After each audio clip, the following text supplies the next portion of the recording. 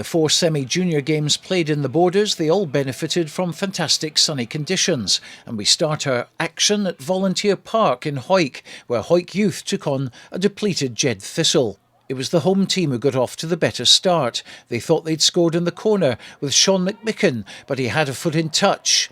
Flying winger Finlay Douglas opened the score though a few minutes later with this try, and it would turn out to be a very good afternoon for him.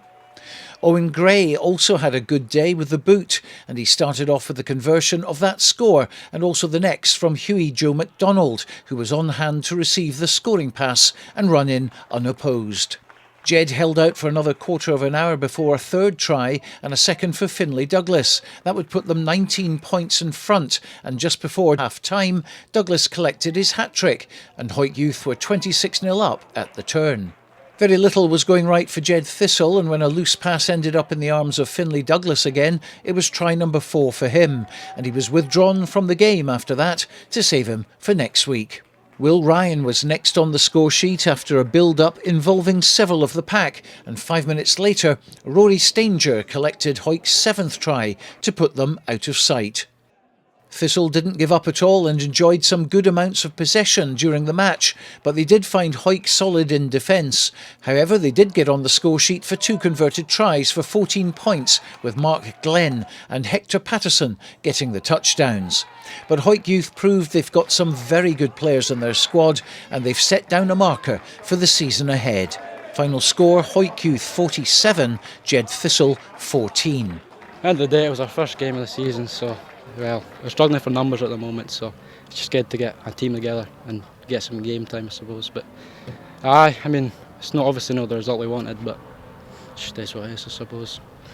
Boys played well. It's a first league game, so obviously there's got to be mistakes, but we just stuck together. It was a bit of bickering at times, but we've done well to get the win in the end. The subs came on and they've done a decent job. They've done what they were asked to do, and we just stuck in at the end. And it was a physical game at times, but the boys stuck through it. Well, the night before, Duns Colts drew 26-26 with Melrose Wasps, who came from behind to square it up at the final whistle. We hear now from both coaches.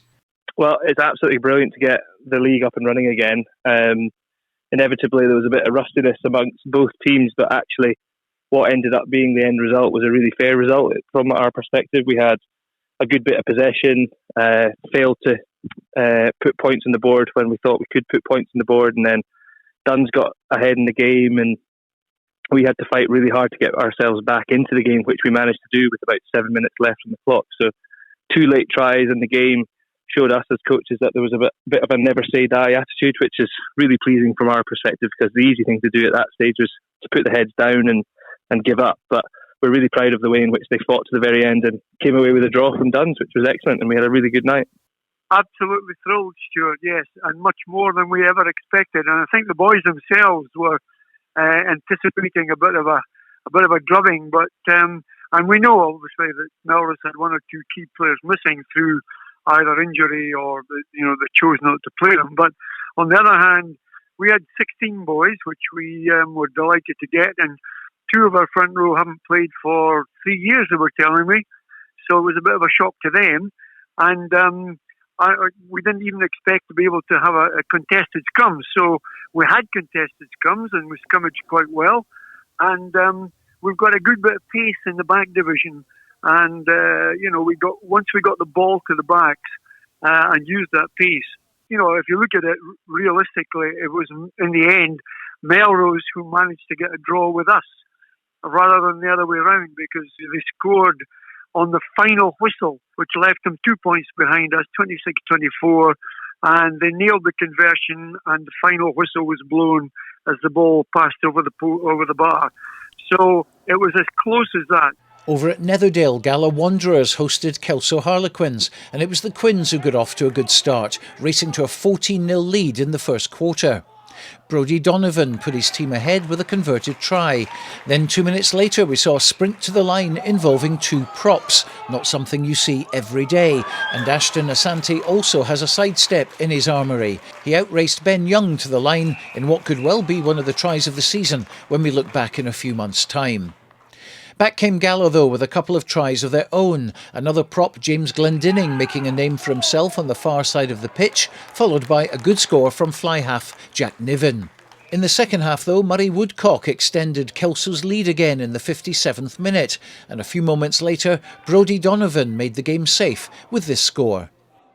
The Wanderers had a final flurry with Sam Smith going over late on, but it was Kelso Harlequins who went back to Poynter Park with the points. Final score, Gala Wanderers 17, Kelso Harlequins 24. We were quite disappointed after the result.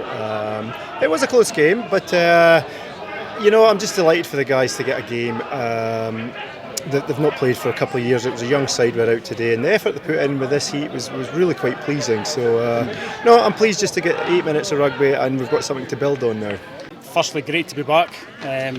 Rugby's been getting sorely missed, certainly at youth level. Sevens the last 3 weeks has been good to get a start, but this is the start of the league campaign, and great conditions, great pitch, and off to a flying start with a win up in Gala, which is never easy. So more than happy with what happened. Lots to work on, but yeah, overall very pleased with the performance today.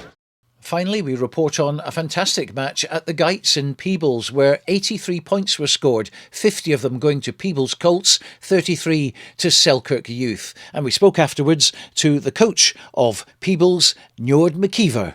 They came up to the Gites. We knew it was going to be a tough game, and we ourselves have a few boys missing today for one reason or another. So we were delighted with the people that came in, and we were really happy for a really open game of rugby. Both teams contributed really well, and it was a win for us, obviously, so it was great. And that's 83 points in all. You got 50 of them.